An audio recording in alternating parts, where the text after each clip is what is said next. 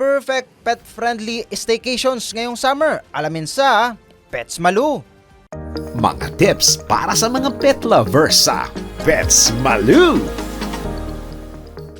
Hello mga pet lover! Narito ang iba't ibang tips at guide na makakatulong sa fur parents at sa ating mga alagang pet. Ngayong summer season, isa sa mga pinaplano ng mga pamilya ay mag-outing o kaya ay mag-staycation. At lalong-lalo na sa mga fur parents, isang malaking konsiderasyon na ang tutulayan ay isang pet-friendly place. Narito ang ilan sa mga perfect pet-friendly staycations na pwedeng i-consider ng mga fur parents ngayong summer.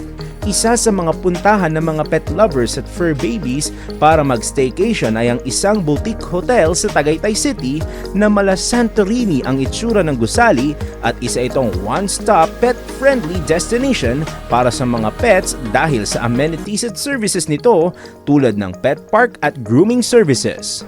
Sa Alfonso, Cavite naman, matatagpuan ang isang pet-friendly garden na siguradong magugustuhan ninyo at ng inyong mga alaga. Kung mala outdoor camping naman ang hanap ninyong staycation, maaari ninyong bisitahin ang bagong campsite sa probinsya ng Quezon. Huwag kalilimutan ang vaccine records ng inyong mga alaga. Kaya naman sa mga pet lovers na nagdadalawang isip kung isasama ba nila ang kanilang mga alaga sa kanilang staycation, planuhin na ang inyong susunod na staycation.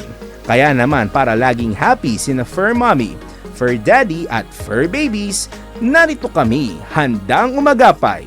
See you next time mga ka-Pets Malu!